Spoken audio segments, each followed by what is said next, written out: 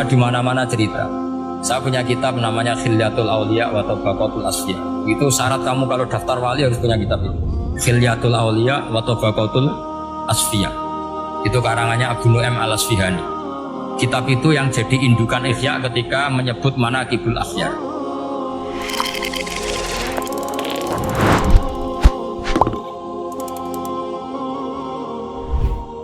Assalamualaikum warahmatullahi wabarakatuh. Bismillahirrahmanirrahim. Tabarakalladzi nazzala al-furqana ala 'abdihi liyakuna lil 'alamina nadhira.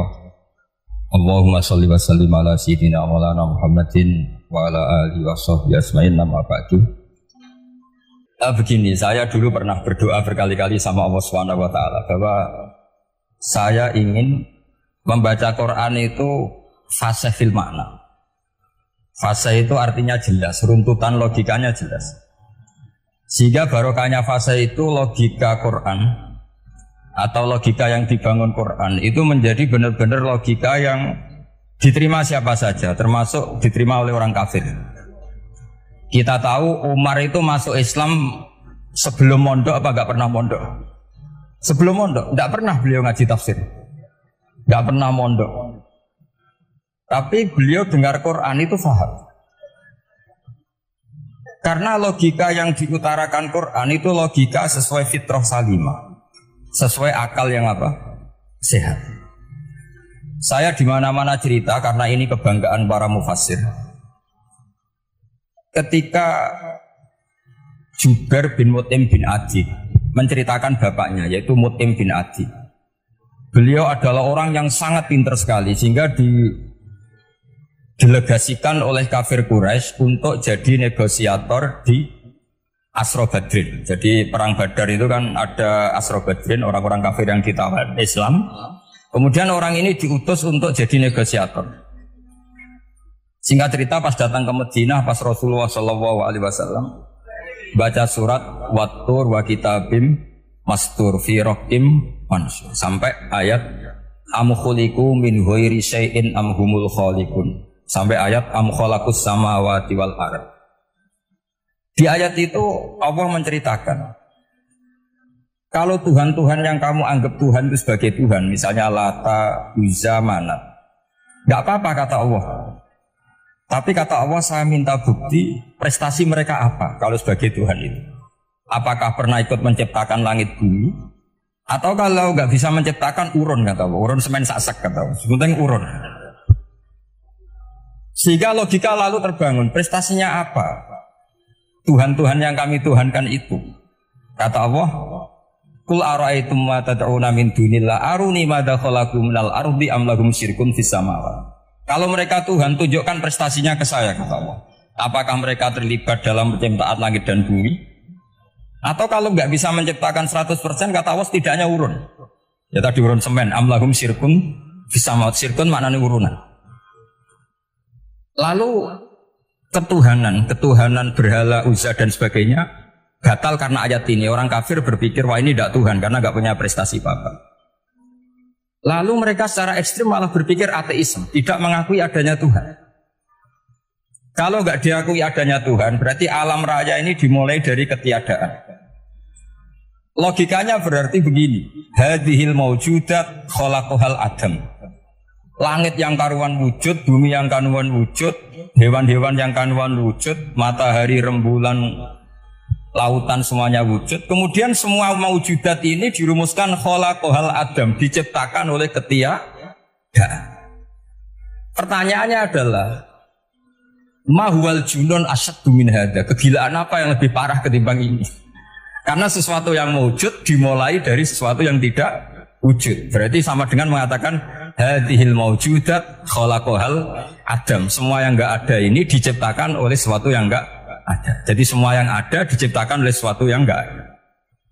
Maka Quran ketika ngendikan am khuliqu min ghairi syai'in. Apakah kalian semua atau mereka semua diciptakan min ghairi syai'in, min ghairi khaliqin maujudin. Saya ngecek di beberapa tafsir termasuk bukan kitab tafsir tapi maknanya sama seperti di Ihya. Masa alam raya seindah ini, seeksistensi ini, senyata ini kemudian diciptakan oleh sesuatu yang tidak ada. Mereka akhirnya mikir, ya harus diciptakan oleh sesuatu yang ada. Nah, karena sesuatu yang ada ini posisi pencipta, maka harus berstatus super. Nah, super ini oleh ulama dibahasakan wajibil wujud. Maka zat yang menciptakan ini namanya zat sing wajibil wujud. Lalu wajibil wujud ini oleh Islam disebut Allah Subhanahu wa ta'ala. Kayak apa fasihnya Quran bikin logika? Atau orang yang jadi Tuhan itu yang mengklaim sebagai Tuhan? Itu juga mungkin, yang penting mewujud. Siapa itu? Fir'aun. Fir'aun itu mengaku sebagai Tuhan. Dia sudah sah dari segi dia wujud. Namanya orang wujud punya eksistensi, mungkin berkreasi. Saya ulang lagi, namanya orang wujud punya eksistensi, tentu mungkin berkreasi. Tapi pertanyaannya begini, ketika Musa tanya, pertama ditanya Musa, lalu kamu kalau menyembah selain saya, nyembah siapa? Kata Musa, Rabbul Alamin. Siapa Rabbul Alamin? Rabbus samawati wal ardi, yang menuhani langit bumi. Terus kata Fir'aun, tidak jawab, manggil Haman. Haman, kamu kan arsitektur, coba ibnili sorhal ali abluhul asbab. Ya Haman ibnili sorhal ali abluhul asbab. Bangunkan satu piramida yang tinggi, la'ali at-tali'u ila ilahi Musa. Saya ingin melihat Tuhannya Musa. Lalu kemungkinan Tuhan di bumi, kata Fir'aun, ma'alim tulakum min ilahin ghairi. Kemana-mana saya melihat yang jadi Tuhan saya. Musa ngerti kalau Fir'aun ini pekok cara bahasa Jawa itu. Itu menerangkan sifatnya Allah itu dengan sifat yang sederhana. Tapi justru dengan sederhana ini Fir'aun tidak bisa jawab. Terus Nabi Musa ganti argumentasi, Rabbukum wa Rabbu abaikumul awalin. Yang nuhani nenek moyang kamu, leluhur kamu. Itu terperangah, kagetnya bukan main Fir'aun. Karena para umatnya, para punggawanya lalu berpikir, kalau ini Tuhan, berarti buyut-buyutnya nggak ada Tuhan. Kan Tuhannya datang terlambat. Pertanyaannya adalah kalau Fir'aun itu Tuhan, lalu bapaknya, mbahnya, buyutnya, Tuhannya siapa? Makanya ketika Allah disifati Nabi Musa, Rabbukum wa Rabbu abaikumul awalin. Yang nuhani nenek moyang kamu, itu kagetnya bukan? Dan semenjak itu banyak punggawa Fir'aun yang iman. Ini yang akhirnya nanti jadi waqala rajulun mu'minun min ali fir'auna yaktumu iman, atau yang menjadi ayat wajah rajulun min aqsal madinati yas'a.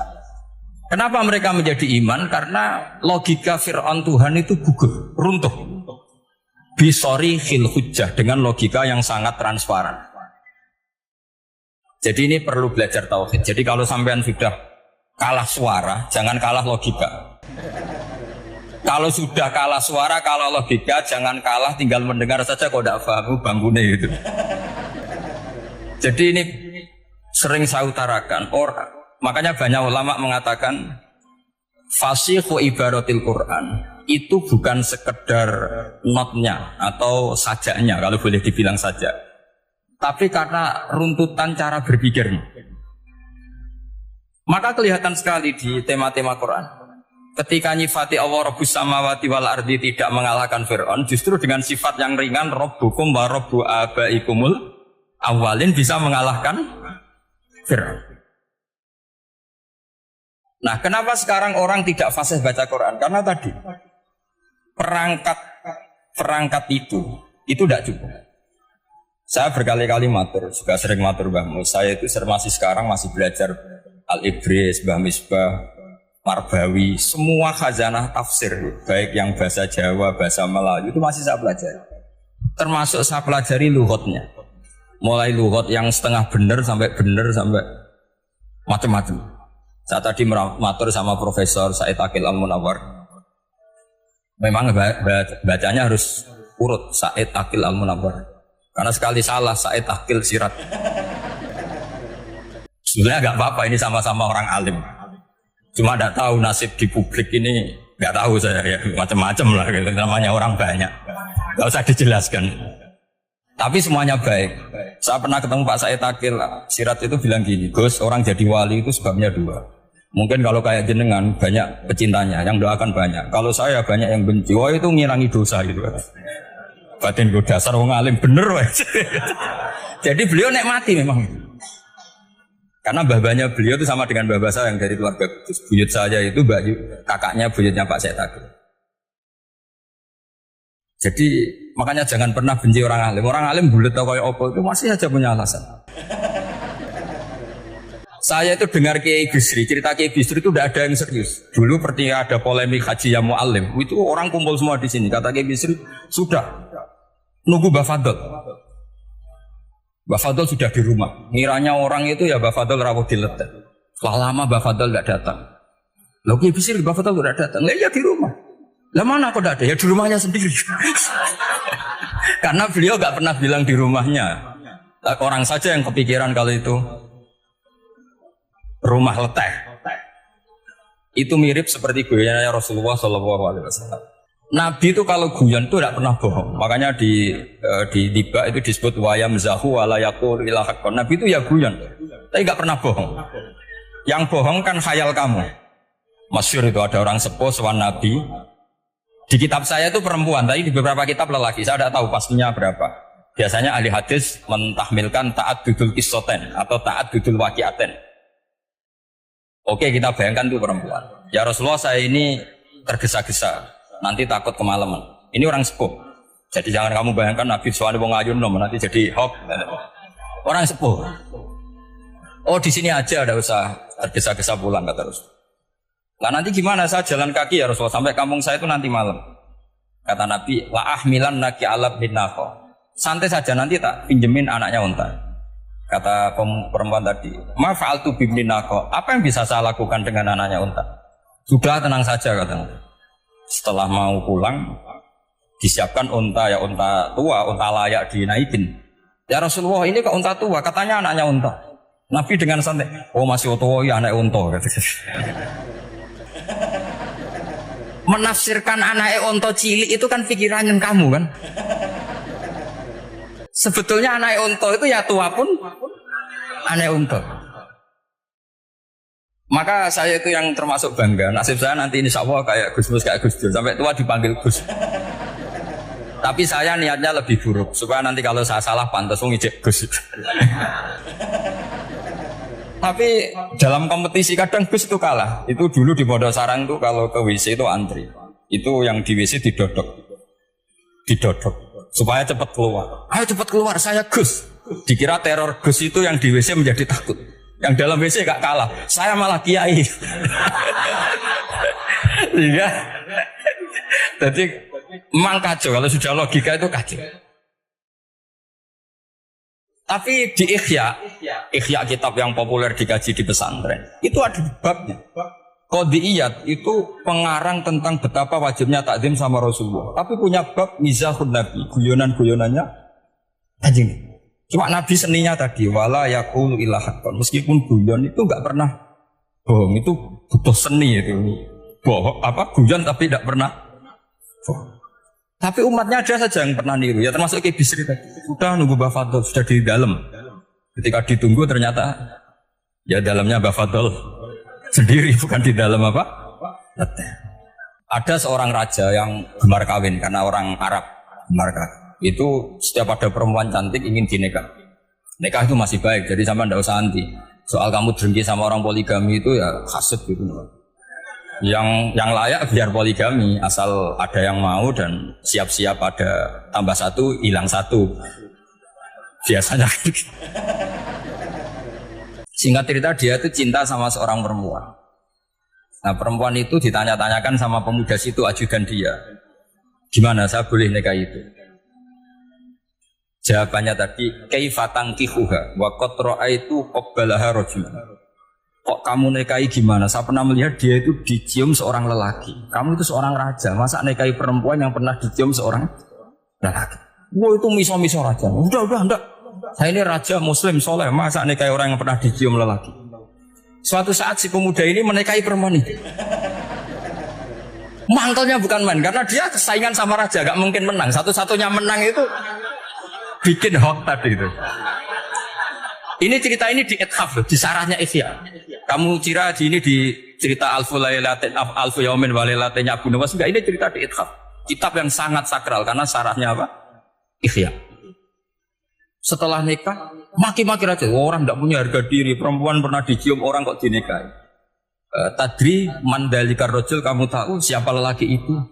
Gua abuha, itu bapaknya. Oh terrajan wasem, nggak ngerti gitu. Jadi apa? Kiai dulu itu rileks. Sehingga saya datang ke sini ketika diminta sama Mbak Mus. Sebenarnya nggak diminta, diperintahkan. Karena pasti pakai agak-agak otoriter gitu. Karena di atas kita, jauh di atas kita. Mbah Mun guru saja manggil beliau Lek. Karena kita tahu Mbah Mus punya ibu, ibunya itu binti Khalil Harun. Mbah Khalil itu, saya punya manakibnya banyak tentang Mbah Khalil Harun. Jadi beliau itu adiknya Umar Harun. Mbah Umar Harun itu dulu alim-alimnya Ki Sarang, setelah Mbah Ghazali itu Mbah Umar Harun. Termasuk Mbah Khalil Harun yang ngaji sama kakaknya Umar Harun. Setelah beliau alim alama, singkat cerita setelah menyelesaikan pendidikan, pindah ke Kasingan itu dibawain santri oleh kakaknya, namanya Umar Harun. Nah Mbah Harun itu punya istri namanya Mbah Sinto, itu saudaranya Mbah Ghazali. Makanya Mbah Mun manggil Mbah Mus itu Lek, karena Mbah Mun ke Mbah Ghazali itu Mbah Mun Nyai Mahmudah binti Ahmad. Ahmad ini bin Suhaib. Suhaib ini juga menantunya Mbah Ghazali. Terus Mbah Ghazali. Berarti Mbah Mun dari Mbah Ghazali generasi kelima. Kalau Mbah Mus kira-kira ya Mbah Mus, Nyai Bisri, Mbah Khalil. Nah Nyai Sinto ini sudah saudaranya apa? Mbah Ghazali. Berarti Mbah Mun dengan Gus Mus itu kalah satu tokoh di urutan nasab. Makanya manggil apa? Lek. Tapi Mbah Mus orang baik, tidak pernah manfaatkan itu. Yang sering manfaatkan Mbah Nawawi itu. Karena pernah sepuh itu, wah sembrono kalau sama saya itu. Saya di mana-mana itu digosipkan murid beliau. Ya saya ikhlas saja. Itu satu-satunya harga diri Mbah Nawawi, ya saya ikhlas. Saya ikhlasnya. Jadi karena memang saya manggil beliau juga memang pernah nyembah. Buyut saya kandung itu namanya Maimunah, itu mbaknya Mbah Dewi. Jadi saya ini juga Bani Lasem. Buyut saya kandung namanya Maimunah, istrinya Mbah Umar bin Arabi. Melahirkan mbah saya sampai ibu saya sampai saya. Saya teruskan. Jadi cobalah Quran itu dibaca secara fasih. Kalau ingin baca fasih caranya gimana? Kamu harus belajar balaghah, belajar lisanul Arab, belajar mantek, belajar logika. Kalau logika itu tidak sampai, cari muhalnya. Ini fatwanya Said Robdon Al-Buti, juga fatwanya semua ulama usul fikih. Saya ulang lagi ya, kalau logika kamu nggak paham, cari sisi muhalnya. Saya ulang lagi, cari sisi muhal. Misalnya kamu angan-angan tentang Allah nggak dok. Sedurungnya Allah itu sopo. Misalnya kamu angan-angan gitu. Sama agama tentu itu dilarang, tapi orang filsafat tetap saja nyari itu. Lalu hentikan pencarian itu, yaitu tadi katakan saja hadhil maujudat yastakhilu ayyakhluqahal adam. Sesuatu yang maujud tentu enggak mungkin disebabkan oleh sesuatu yang tidak ada. Fa innal adama la yu'atsiru aslan wa la yakhluqu aslan. Namanya sesuatu yang enggak ada pasti tidak berstatus pencipta. Namanya saja enggak ada. Akhirnya la buddha min ayyasbiqa hadzal alam maujudun. Maka alam ini harus didahului sesuatu yang maujud. Lah maujud ini yang oleh Islam disebut Allah Subhanahu wa ta'ala. Sudah selesai di sini. Tinggal delok TV, tinggal ngopi, turu. Sampai setannya setruk karena nunggu mau bikin was-was itu lagi. Loh saya itu termasuk kiai paling sering lihat sinetron. Kadang ya lihat Mak Lampir itu sering dikasih. Sampai istri saya itu protes, Gus, dengan kata orang banyak orang alim kok senengane delok Mak Lampir. Karena setan mau menggoda saya tentang berpikir Allah. Jadi dia ngenteni. Kok malah mikir Mak Lampir. Setelah lihat Mak Lampir biasanya saya itu lapar, terus makan. Habis makan tidur. Setannya masih nunggu mau was-was. Ternyata saya habis bangun ngopi lagi. Kadang lihat berita orang ditangkap KPK, macam-macam. Ini penting saya utarakan supaya setan itu tidak menang. Jadi ciri utama setan itu kata Rasulullah SAW, setan ini goda umatku, hadhil jibal khalaqaha Allah, hadhil ardo khalaqaha Allah, hadhil bihar khalaqaha Allah, faman khalaqaha Allah. Itu makanya banyak orang jurusan filsafat keblinger karena tanya Allah itu siapa. Kata Rasulullah, jika sampai ini maka kamu harus berhenti. Lo berhenti tanpa dialihkan ke yang lain kan susah. Tinggal aja lihat dulu sinetron. Ya paling gampang ya Mak Lampir kan ada takut-takutnya sedikit. Karena kalau lihat sinetron anak-anak milenial itu kalau ada artis cantik sampai nangis. Karena istri kamu tidak seperti itu. Jadi ini trik ya. Trik supaya melihat TV tapi tidak nyesal. Makanya saya milihnya Anggrek Darmo, Mak Lampir. Ya saya nggak mikir maknanya. Butuhnya setan ben mangkol gitu. Karena ngenteni saya mikir itu ternyata tidak mikir itu lagi. Jadi makom saya itu beda, sama-sama lihat sinetron. Mungkin saya jadi wali karena lihat sinetron. Mungkin ya. Makanya banyak wali itu nggak bisa diduga. Banyak orang jadi wali itu justru karena makan, justru karena melakukan hal-hal yang cara orang banyak itu salah. Itu Abu Yazid Al-Bustami itu pernah tanya sama Allah. Kamu nggak usah bayangkan caranya tanya gimana. Enggak wali ya enggak tok. Sudah ada usah tanya itu. Tanya gini, ya Allah, orang sesregep saya dalam ibadah sedekat ini sama jenengan. Lalu saingan saya dekat jenengan masuk surga itu siapa? Sama Allah ditunjukkan orang yang tidur. Itu tidur ya. Ya teman kamu yang tidur di kamar. Nggak terima Bu ya, ini gimana kok bisa setingkat saya orang tidak tidur gitu. Yang saya ibadah terus istighfar terus. Tapi jawabannya Allah nih. Woi ibadah terus itu mergo wedi aku. Jadi kan nganggep aku itu rodok-rodok jahat gitu. Iki tuh ratu mergo yakin aku ya apian, mengane ditinggal turu. Jadi sampean jangan tiru makom saya ketika tidur. Itu punya kelas khusus. Tapi jangan tiru, ini cerita saja. Sampean ndak harus niru. Karena sampean kalau niru itu harus ada Abu Yazidnya. Abu Yazid sudah nggak ada. Tapi itu ilmu. Ilmu yang cocok tidak cocok harus kita kaji.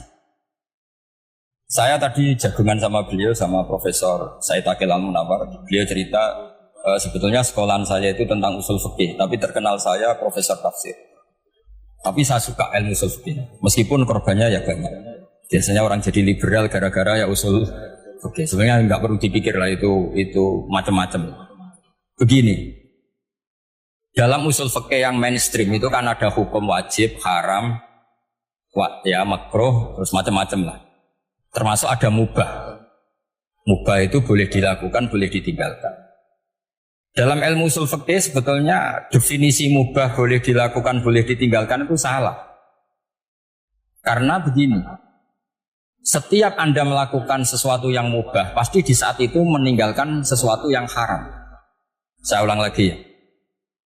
Ithma min mubahin illa wa yatahaqqaqu bihi tarku haramimma.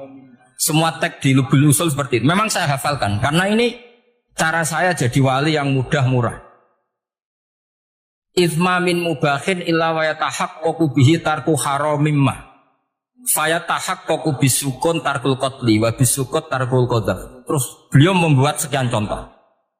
Hukum mubah itu kata ulama yang lain kan boleh dilakukan, boleh ditinggal. Itu tidak benar. Mubah itu ya wajib. Karena setiap kita melakukan mubah, maka saat itu berarti kita meninggalkan barang haram. Coba orang tidur itu artinya apa? Tidak zina, tidak maling, tidak selingkuh, tidak mabuk. Sampean di pondok nikmati jagungan, rokokan, ngopi. Artinya nikmati rokok, nikmati kopi. Tidak menikmati tontonan di bar. Makanya kita berharap malaikat itu belajar usul fikih sehingga ketika kita rokok di pondok dilihat hada taroka melihat bar, wahada taroka melihat dangdutan, wahada. Jangan sampai malaikat bilang gini, dasar kere rakra delok. Itu repot kalau sampai begitu. Kalau mubah itu artinya tarkul haram. Tarkul haram itu wajib apa sunat? Wajib kan? Berarti setiap orang melakukan mubah hakikatnya melakukan wajib dan itu artinya dapat pahala. Salah sampai ngaji ini rahatam, jadi ngelakoni mubah itu mengira tetap mubah. Maka berbahagialah orang yang ngajinya khatam. Makanya setahu saya kiai-kiai Mbah Mun ya sering guyon. Setahu saya Mbah Mun kalau ketemu Mbah Mun ya guyon terus. Guyonnya ini adalah waminal qutbi kata Imam Ghazali. Qutbu hadzal al istilzat bil mubahat. Poros agama ini pada akhirnya adalah nikmati sesuatu yang dibolehkan Allah Subhanahu. Orang itu kalau fasik mau makan siang aja kalau nggak ditemani perempuan cantik nggak bisa makan. Mau jalan-jalan kalau nggak ditemani perempuan cantik nggak bisa jalan-jalan. Kalau kiai-kiai itu enggak. Gojlok-gojlokan wis seneng ira karuan. Dulu terkenalnya Kiai Bisri, Kiai diundang katanya mau ada menteri. Ternyata menterinya ya beliau tidak masak entok. Karena mananya menteri itu pembantu presiden. Semua kita adalah bantu presiden terlaksananya kedamaian itu. Loh iya kan? Saya berkali-kali ngomong di mana-mana. Apa artinya menteri pertanian kalau kita tidak nanam padi? Bok pinternya kayak apa tetap nggak ada ketahanan pangan. Sekarang menjadi ketahanan pangan itu rumusnya menteri apa karena petani mau nanam padi? Itu hakikatnya membantu presiden dalam ketahanan pangan. Cuma petani lebih keren karena tidak butuh digaji. Kalau menteri ya keren tapi kurang keren karena masih dapat apa? Gaji. Agak tunggal lah mikir untuk gaji. Nah petani ndak mikir nggak dapat gaji. Oh, itu keren. Selalu rakyat lebih keren dibanding pejabatnya. Memang gitu aturannya begitu. Aturannya begitu. Kamu saja yang kurang syukur. Jadi rakyat tuh gremeng, enak jadi menteri. Ya sudah itu hak kamu. Tapi saya tidak berpikir seperti itu. Begini. Kalau artinya fi'lul mubah itu tarkul haram, saya ulang lagi. Kalau fi'lul mubah itu artinya tarkul, maka mubah ini spesial. Spesial sespesial-spesialnya. Sehingga Allah kadang ngendikan sederhana sekali. Wa min ayatihi manamukum billaili wan nahar. Termasuk ayatnya Allah adalah kamu ditedbir tidur. Malam hari maupun siang hari. Kalau kamu nggak malam hari, subuh hari, pagi hari, jangan. Kenapa dihitung wa min ayatihi? Sekarang kalau ada pakar medis, pakar kesehatan bilang, ini kalau kurang istirahat mati, kalau kurang istirahat jantungan. Berarti tidur adalah menghilangkan penyakit jantung. Obat paling mandi dengan orang rutin tidurnya, itu masih mandi orang rutin tidur. Kamu beli obat harganya 1 miliar, tapi gak pernah tidur 3 hari, tetap taqabbalallahu minna minkum taqabbal ya karim.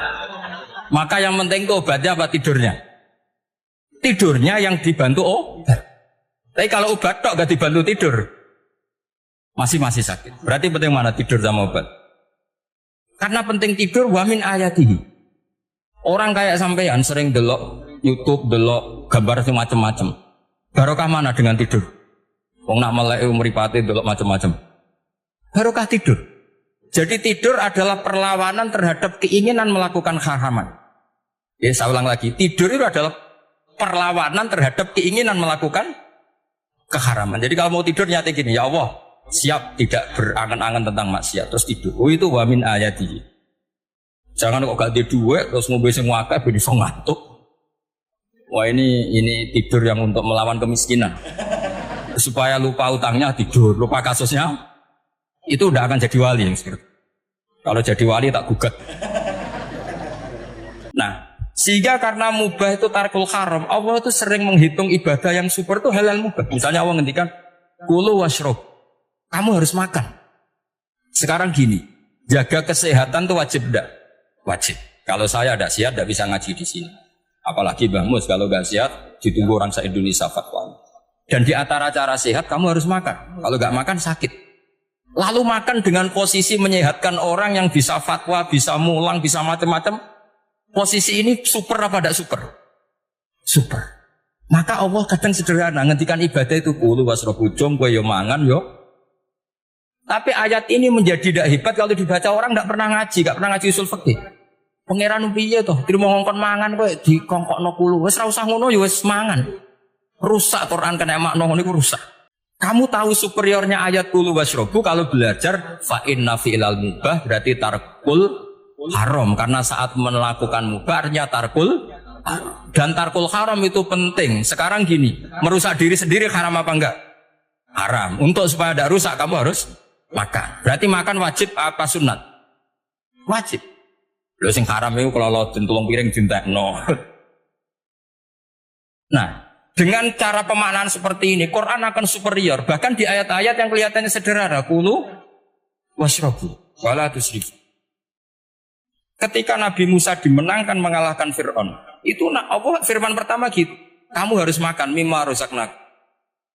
Cuma syaratnya wala tatghaw fihi fayakhilla alaikum ghadab. Kalau kamu berlebihan nanti dapat ghadab saya. Nah khawatir saya kalau ilmu ini sudah hilang, terus ayat-ayat yang biasa tentang kemanusiaan dikira biasa. Padahal ayat ini super, misalnya nikah. Nikah itu oleh Allah, perempuan yang kita nikahin itu oleh Allah disebut surga. Saya punya bukti, misalnya gini ayat ya, wala tangkihul musyrikati hatta yu'min wala amatum mu'minatun khairum min musyrikati walau a'jabatkum. Terus terusannya ayat wala tungkihul musyrikina hatta yu'minu wala abdu mu'minun khairum min musyriki walau a'jabakum. Terusannya ayat ulaika yad'una ilan nar. Para musyrikah yang ingin kamu nikahi karena mereka non muslim atau kafirah atau musyrikah itu hanya mengajak kamu masuk neraka. Maksudnya ngajak itu kan bisa saja kamu tertarik perempuan tadi sampai kompromi merubah akidah kah?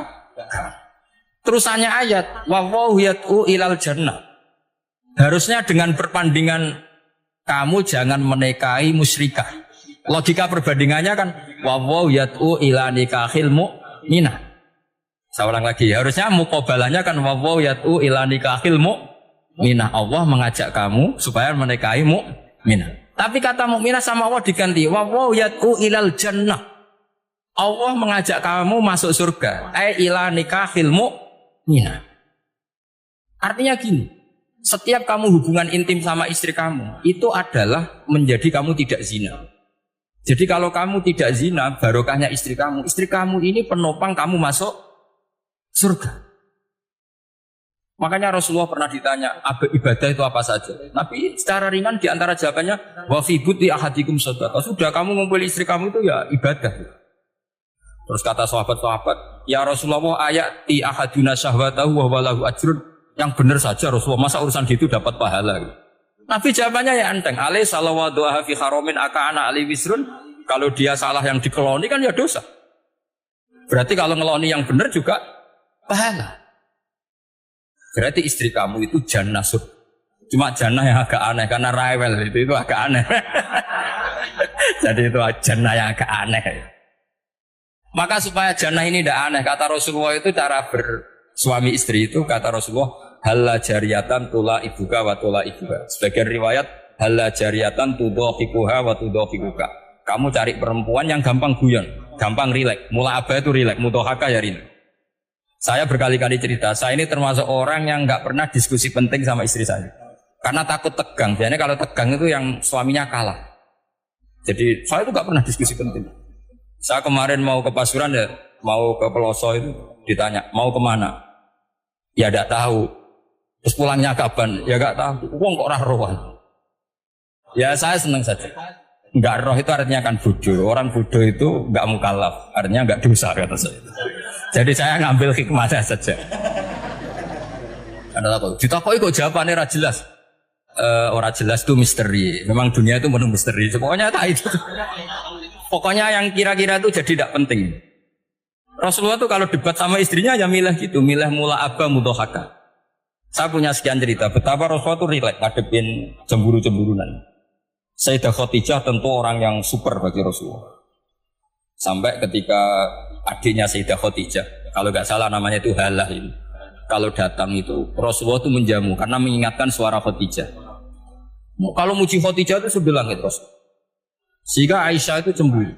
Bagaimana Anda selalu muji Khadijah? Waqad abdalakallahu khairan minha. Allah mengganti yang lebih cantik ketimbang Khadijah dan lebih muda. Maksudnya Aisyah. Kenapa masih muji yang sudah meninggal? Tua lagi kan. Gantian Sayyidah Fatimah yang tersinggung karena ibunya ditua-tuakan. Itu ketika Fatimah cemburu, mangkelnya sama Sayyidah Aisyah. Mangkel manusiawi loh. Enggak usah kamu jadi Syiah terus benci Aisyah. Karena kalau kamu jadi benci Aisyah berarti kamu nganggap Aisyah itu salah.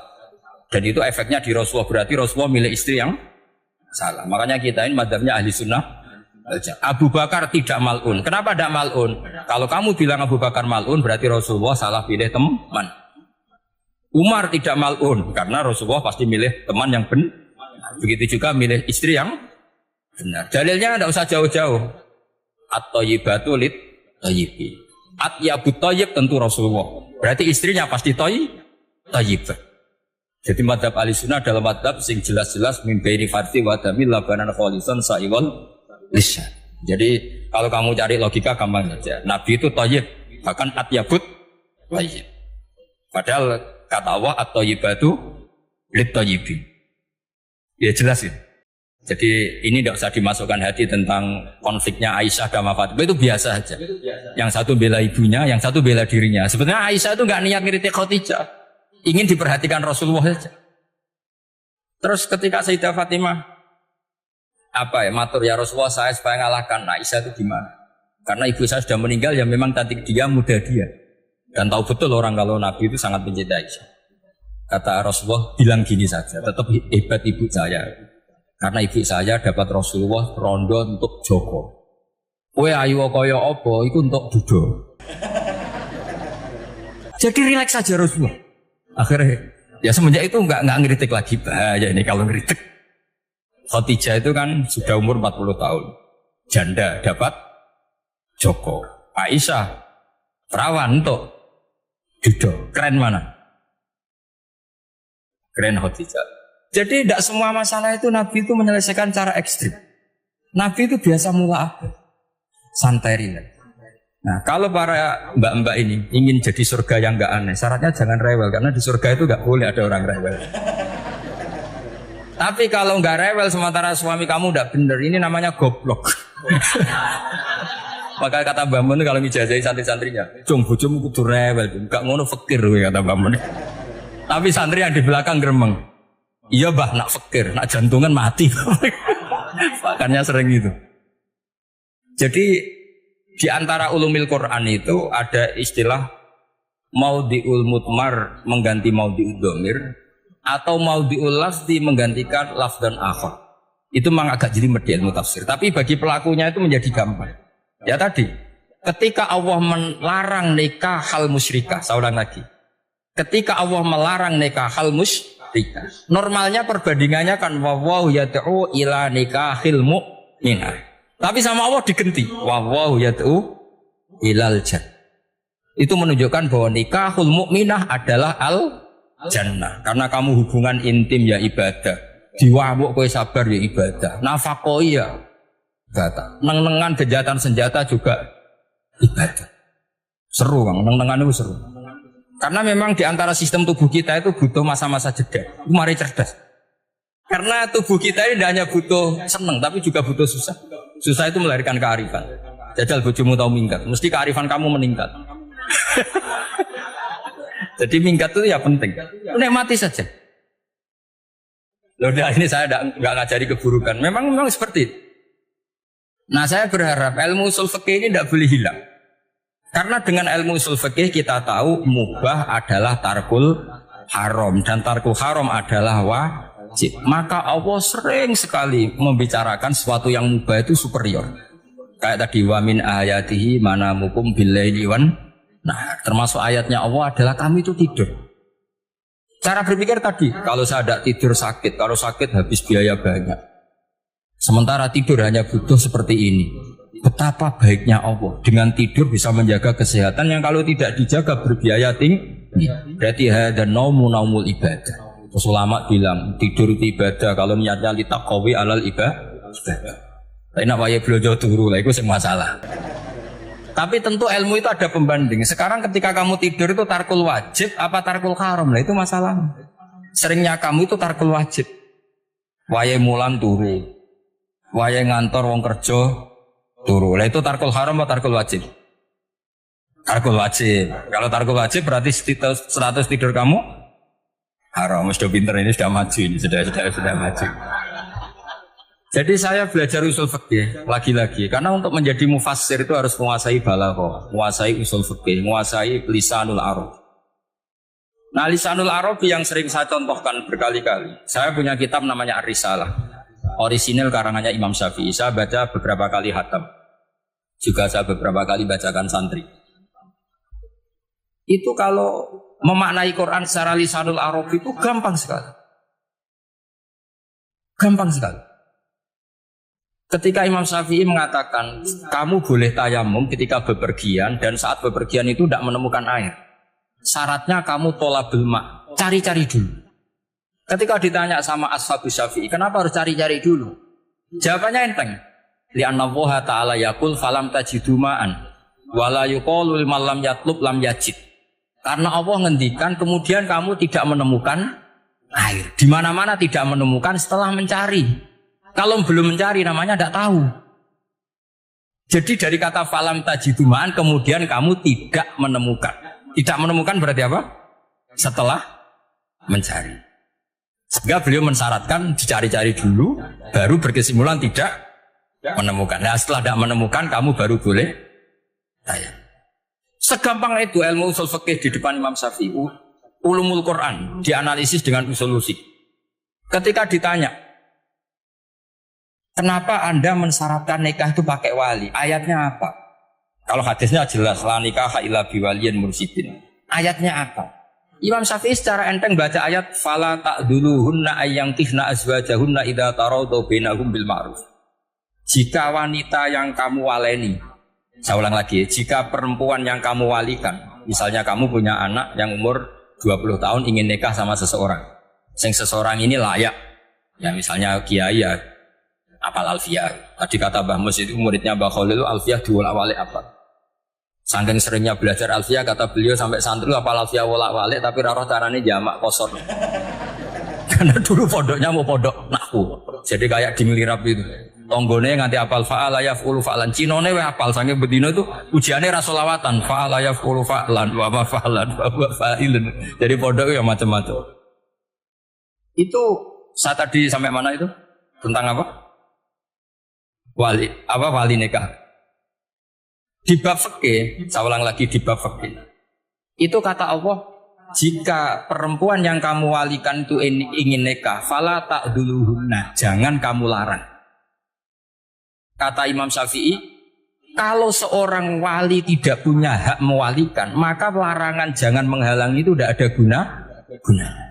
Misalnya gini, Zaid itu tidak punya utang saya ulang lagi, Zaid tidak punya utang saya. Memang ini ilmu logika, Zaid tidak punya utang saya. Terus sampean bilang ke saya gini, Gus Bah, Zaid ojo taget. Itu omongannya wong aneh apa enggak? Aneh kan? Tapi kalau Zaid punya utang saya 1 juta, terus kamu menasihati saya, Gus Zaid ojo taget. Benar apa enggak? Wali itu punya hak melarang. Saya ulang lagi, wali berarti punya hak melarang putrinya tidak nikah. Jika diperintahkan Allah, kamu jangan pernah melarang. Berarti punya hak melarang. Kayak tadi, Gus ojo tageh, berarti aku dia hak nageh. Misalnya otoritas bandara ATR, pesawat Boeing sekian-sekian Lion, bolehkan landing di sini. Karena operatornya punya hak melarang. Juga punya hak mengizinkan. Tapi kalau orang lain kamu bilangin pesawat lain nggak boleh landing di Semarang, orang lain yang nggak terkait dengan otoritas itu, aneh nggak omongan itu? Aneh. Kalau wali dilarang menghalangi perempuan ingin nikah harus memberi izin maksudnya, maka berarti wali punya hak menikah. Paham yang saya maksud? Makanya Imam Syafi'i mensyaratkan seorang perempuan yang nikah harus pakai wali. Jadi segampang itu. Kitab Ar-Risalah menerangkan ulumul Quran. Dan dalam banyak hal ulama dulu itu, makanya saya tadi berjanji, karena Quran itu bisa kamu baca fasih, kamu dengerin suara enak ya enak, kamu dengerin logika yang enak ya enak. Jangan sampai kamu udah dua-duanya. Suaranya sudah ada enak, logikanya tidak enak, itu kacau namanya. Ketika Imam Syafi'i ditanya, bagaimana hukumnya uzubah? Uzubah itu gak nikah. Padahal ada hadis faman rohiba an sunnati falesa. Kata Imam Syafi'i ya gak apa-apa. Kenapa? Fa inna Allah ta'ala zakara abdan solihan wa qala wa sayyida wa hasura wa nabiyya minas solihin. Allah menyebut nabi yang soleh, dan di antara nabi yang soleh itu ada yang berstatus hasur. Hasur itu tidak ada keinginan sama perempuan, akhirnya tidak nikah. Berarti tidak nikah itu boleh karena ada nabi yang tidak nikah. Segampang itu dulu. Saya punya kitab, saya ini baru gencar-gencarnya kampanye kitab Syajaratul Ma'arif. Karena memang kitab itu bagus, menurut saya simpel dalam memahami Quran. Jadi anggap saja ini bentuk penghormatan saya sama Ki Bisri yang sudah mengkhidmai, mengenalkan ulumul Quran lewat tafsir Al-Ibris. Yang Ki Misbah punya tafsir Al-Iqlil. Memang dua beliau itu kalau yang satu ngarang terjemah Alfiyah, yang satu yang ngarang satu. Ini dua kutub yang berbeda, yang satu sangat rileks, yang satu sangat seperti itu. Nggak usah diterjemah nanti jadi repot. Itu ulumul Quran yang ditulis Syajaratul Ma'arif itu gampang sekali. Misalnya begini, beliau bikin judul Babun Nafil Ibad Bikullil Bilal. Bab seseorang harus manfaat kapan saja dia berada. Itu terus beliau qala ta'ala wa ja'alani mubarakan ainama kuntu. Ciri utama para nabi itu ngendikan wa ja'alani mubarakan ainama kuntu. Saya dijadikan di mana-mana itu berkah. Jadi seseorang hidup harus di mana-mana manfaat. Terus ketika beliau ngendikan babun la yutrakul haqqu li ajril batil, bahwa kebenaran tidak boleh ditinggalkan hanya karena ada banyak kebatilan. Beliau terus ngendikan inna sofal marwata min sya'airillah faman hajjal baita wa atamara fala junaha alaihi ajat tawafa dihim. Jadi di sofa itu ada berhala namanya Isaf, di Marwah ada berhala namanya Nailah, atau sebaliknya pokoknya Isaf dan Nailah. Terus sahabat kalau mau sa'i itu merasa dosa karena harus melewati berhala-berhala itu. Sehingga mereka tanya, ya Rasulullah, saya ini tetap tawaf gak? Padahal di tempat-tempat itu ada berhala. Terus kata Allah, tetap tawaf. Nah, tetap tawaf ini artinya apa? Melakukan barang hak meskipun di situ banyak kebatilan. Nah, itu manhajnya para orang-orang alim kita. Mbah Mun, Mbah Mus itu ya berkawan sama orang yang macam-macam. Kamu tidak usah ngeritik. Itu fikihnya sudah kelas tinggi. Fikihnya tuh la yutrakul haqqu li ajlil. Saya di mana-mana cerita. Saya punya kitab namanya Khilyatul Auliya wa Tabaqatul Asfiya. Itu syarat kamu kalau daftar wali harus punya kitab itu. Khilyatul Auliya wa Tabaqatul Asfiya. Itu karangannya Abu Nu'aim al-Asfihani. Kitab itu yang jadi indukan Ihya ketika menyebut manaqibul akhyar. Kita tahu Ihya kalau bab tasawuf mengikuti Kutil Qulub yang dikalang Abu Thalib al-Makdi. Kalau fikih tentu beliau mengikuti Imam Haromen gurunya, yaitu kitab Nihayatul Matlab fi Dirayatil Madhab. Kalau manaqibul akhyar beliau mengikuti kitab Khilyatul. Dan ngikuti itu penting kalau dalam tradisi kiai. Gak boleh seorang kiai kok mikir sendiri. Namanya mustakil. Kalau mustakil itu mubtadi', bikin tatanan baru dalam agama. Justru ulama itu harus niru sebelumnya karena sanad itu harus musalsal. Gak boleh. Imam Syafi'i bilang haram terus kamu bilang halal. Terus murid kamu bilang makruh. Terus muridnya kamu ya pokoknya khilaful aula. Gak boleh gaya-gayanan gitu. Kalau di kampus plagiat itu dilarang. Kalau di pondok itu wajib. Makanya banyak kalau tes itu ngerpek. Karena belajar itu tanpa batas kata saya. Lu kok ngerpek? Mboten ya, jadi belajar kapan saja. Jadi mboten ngerpek, mutolaah pas tes. Kacau santri itu. Mutolaah tapi pas apa? Tes. Itu dalam kitab Khilyatul Auliya diterangkan. Uniknya rawinya itu siapa? Sufyan bin Uyainah, orang yang sangat khusyuk. Gurunya Imam Syafi'i. Kita tahu Imam Syafi'i punya guru zaman di Mekah itu namanya Muslim bin Khalid Az-Zanji. Dalam hadis ngikuti Sufyan As-Tsauri sama Ibnu Uyainah. Tapi beliau intisabnya lebih ke Imam Malik ketika ngaji apa? Muwatta. Terus beliau punya guru usul fikih namanya Muhammad bin Hasan Asy-Syaibani. Itu Sufyan bin Uyainah dalam kitab itu diceritakan. Pernah suatu saat Isa sama Yahya. Ini supaya saya tahu fikihnya Mbah Mun, fikihnya Mbah Mus. Isa sama Yahya itu satu nabi yang sama-sama muda, yang satu angkatan. Saya berkali-kali cerita, nabi yang satu angkatan itu ada 3. Tapi yang 2 ini gak level, yaitu Ibrahim dan Lot. Tapi gak level, karena Lot itu adalah pernah keponakan siapa? Ibrahim. Musa dan Harun, tapi Harun itu gak levelnya Musa, karena dia jadi nabi berdasar proposal Nabi Musa. Jadi Nabi Musa itu alsak, agak pelak. Sehingga beliau kalau menjelaskan kesulitan, terus pakai jubir. Makanya kemarin-kemarin itu ada wali yang kalau ngomong pakai apa? Jubir. Akhirnya Nabi Musa ngendikan apa? Waj'alli waziran min ahli Haruna akhi usdud bihi asri wa asyrikhu fi amri. Ya Allah, saya ini lisannya agak pati fasih. Tolong Harun sing huwa afsahu minni lisanan. Yang lisannya lebih fasih tolong jadikan nabi. Sama Allah dituruti, Harun jadi apa? Nabi. Tapi yang dapat wahyu Musa, jadi dia hanya jubir. Makanya seangkatan tapi tidak level. Yang seangkatan level itu hanya Yahya dan Isa. Nabi Isa kita tahu berstatus wa yukallimun nasa fil mahdi wa kahla. Jadi mulai kecil sudah pinter. Nabi Yahya ya gak kalah keren. Ya Yahya khudil kitab bi quwwah wa atainal hukma sabiyya. Ketika kecil sudah pinter. Jadi ini rivalitas dalam ilmu. Makanya khilaf itu penting. Jangan gontok-gontokan berarti ora tau ngaji. Khilaf itu penting. Nabi Yahya itu kalau jalan-jalan sampai Nabi Isa, itu yang Nabi Yahya mesti tanya, aina khiyarun nas, rumahnya orang baik mana? Saya mau nginep di situ. Mesti tanya gitu kalau di satu perkampungan yang beliau-beliau sedang jalan-jalan. Tapi kalau Nabi Isa tanyanya aneh. aina syirarun nas wong sing elek-elek manggone nang ndi. Akhirnya ini kan terjadi debat, tapi karena sama nabinya ya tidak debat kusir terus kubu-kubunan kosong berapa sama kosong berapa, enggak, ini sama ya sama-sama kosong-kosong, sama-sama orang ikhlas itu kosong-kosong. Sama lama terus debat kecil. Kenapa kamu tanya aina khiyarun nas? Mana orang-orang baik? Jawabnya Nabi Yahya, ya kumpul orang baik itu enak, nyaman, teduh, enak lah. Nah kamu kenapa kau tanya mau nginep di aina syirarun nas? Ana nabiyun, ana tobibun, udawil marud. Saya ini dokter, nabi itu dokter. Di mana-mana dokter menunjukkan yang salah. Kalau Anda peneliti penyakit, cari daerah yang banyak endemik penyakit apa yang daerah sehat? Daerah yang kena endemik penyakit. Tapi problemnya Anda sendiri berpenyakit dan kalau ke situ tambah nemen. Ya sama. Kalau kamu kira-kira tidak kuat ya jangan kumpul orang yang seperti itu. Kamu tidak kuat kan? Malah katut. Tapi fikih-fikih kiai-kiai kita, guru-guru kita, berteman orang macam-macam tenang saja. Karena mereka kekuatan kesalehannya sudah absolut, sudah kuat sekali. Ya tentu bi'aunillah wa bitaufiq. Sehingga kamu tidak usah meki para guru-guru kita. Saya pernah didhawuhi Mbah Mun. Ya Cung, ya aku wis ketemu Megawati. Piye-piye Indonesia kudu damai. Engko nak tukaran yo repot. Jane yo piye, aku yo kiai.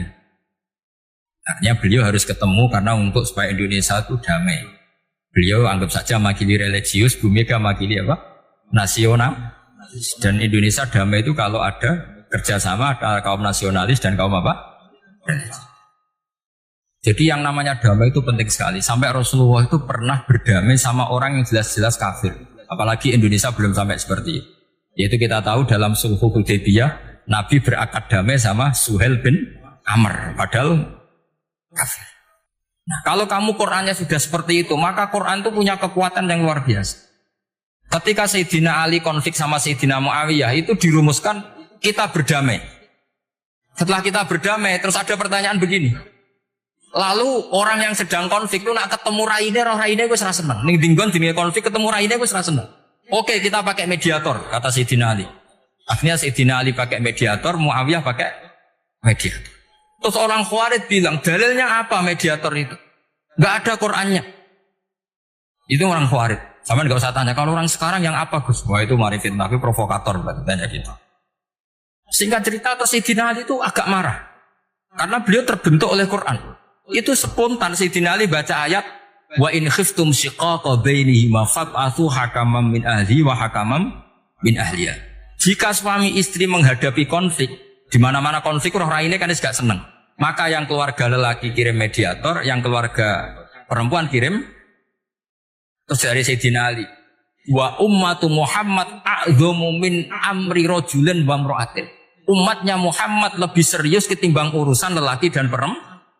Wong suami istri saja kalau konflik butuh mediator, apalagi hadhil Segampang itu mereka istidlal. Jadi mediator dalilnya mana ya? Dalilnya wa in khiftum shiqaqa bainihima fab'atsu hakaman min ahli wa hakaman min ahli. Dulu Quran itu seperti itu. Ya sekarang problemnya Quran itu tidak dikaji seperti itu sehingga fasihul ibarat atau fasihul akli atau balaghatut ta'aqqul itu enggak ada. Makanya saya ini pengagum kitab Ibnu Hajar al-Asqalani yang nyari Bukhari. Kata Ibnu Hajar al-Asqalani termasuk mukjizatnya Quran adalah al-iltizat al-aqli. Akal itu menjadi nyaman. Itu uniknya yang dicontohkan seperti ngaji saya malam ini. Misalnya Allah ngendikan am khuliqu min ghairi syai'in, yang namanya maujudat tentu diciptakan sesuatu yang maujud. Karena akal akan tersiksa ketika dicekoki gini. Hadhil maujudat khalaqahal adam. Tersiksa enggak akal kamu sebagai orang waras dicekoki pikiran hadhil maujudat khalaqahal adam. Ini maujudat disebabkan oleh ketiadaan. Mesti kowe ra iso turu. Barang rono kok iso gawe iku piye? Nah ini yang dimaksud dalam ilmu tasawuf ala bi dzikrillah tatmainnul qulub. Jadi cara tenangnya hati itu macam-macam. Nak wong toreko ya wong kon wiridan. Nak koyo kula rada ahli akal, wis menang. Alhamdulillah di pangeran sing wujud. Berarti hadil maujudat khalaqahal maujud.